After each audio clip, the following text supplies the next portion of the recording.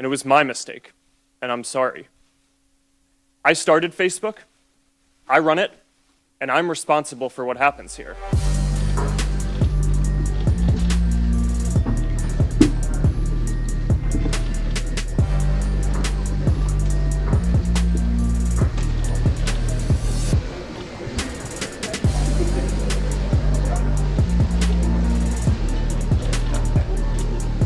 Chairman Grassley. I assume Facebook's been served with subpoenas from the special counsel Mueller's office. Is that correct? Yes. Have you or anyone at Facebook been interviewed by the special counsel's office?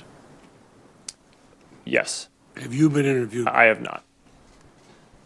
I have not. Others have. I believe so, and I want to be careful here because that our work with the special counsel is confidential, and I want to make sure that in an open session I'm not revealing something that's confidential.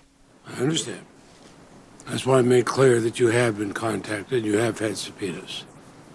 Actually, let me clarify that. I actually am not aware of a subpoena. I believe that there may be, but I know we're working with them. 6 months ago, I asked your general counsel about Facebook's role as a breeding ground for hate speech against Rohingya refugees.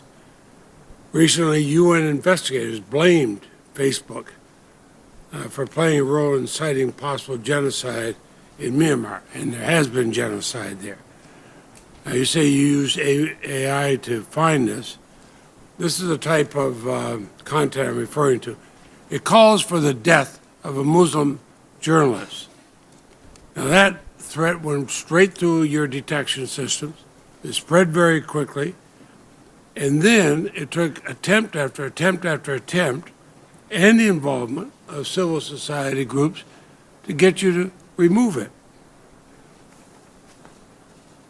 Why couldn't it be removed within 24 hours? Senator, what's happening in Myanmar is a terrible tragedy, and we need to do more. There are three specific things that we're doing. One is we're hiring dozens of more Burmese language content reviewers because hate speech is very language specific. It's hard to do it without people who speak the local language, and we need to ramp up our effort there dramatically. Second is we're working with civil society in Myanmar to identify specific hate figures so we can take down their accounts rather than specific pieces of content. And third is we're standing up a product team to do specific product changes in Myanmar and other countries that may have similar issues in the future to prevent this from happening. Mr. Zuckerberg, would you be comfortable sharing with us the name of the hotel you stayed in last night?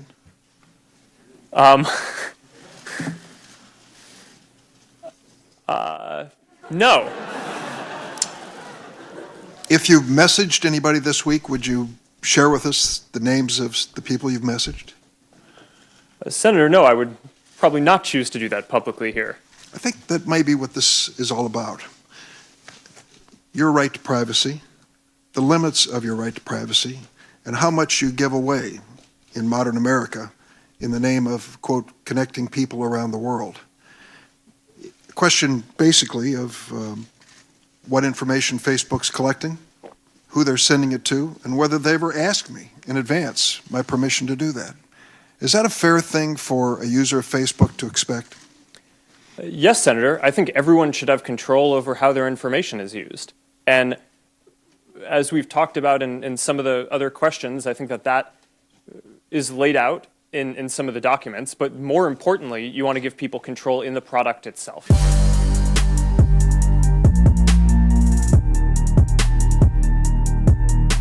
You have told us today, and you've told the world, that Facebook was deceived by Alexander Kogan when he sold user information to Cambridge Analytica, correct?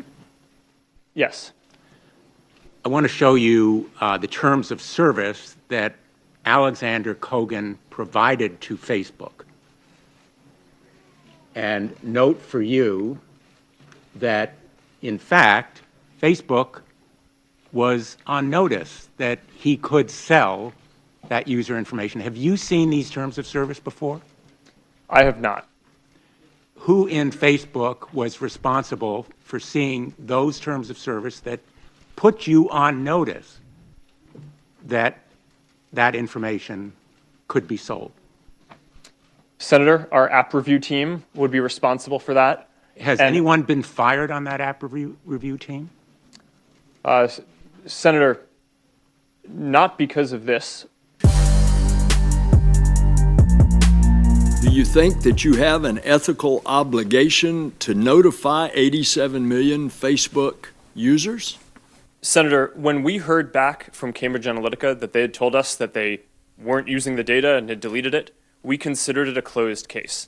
In retrospect, that was clearly a mistake. We shouldn't have taken their word for it, and we've updated our policies and how we're going to operate the company to make sure that we don't make that mistake again. Facebook consider itself a neutral public forum? Senator, we consider ourselves to be a platform for all ideas. Let me ask the question again. Does Facebook consider itself to be a neutral public forum? And representatives of your company have given conflicting answers on this. Are you a First Amendment speaker expressing your views, or are you a neutral public forum allowing everyone to speak? Senator, here's how we think about this. I don't believe that there is certain content that clearly we do not allow, right? Hate speech, terrorist content, nudity, anything that makes people feel unsafe in the community. The predicate for Section 230 immunity under the CDA is that you are a neutral public forum. Do you consider yourself a neutral public forum, or are you engaged in political speech, which is your right under the First Amendment? Senator, let me say a few things about this. First, I understand where that concern is coming from because Facebook and the tech industry are located in Silicon Valley, which is an extremely left-leaning place. And this is actually a concern that I have and that I try to root out in the company, is making sure that we don't have any bias in the work that we do.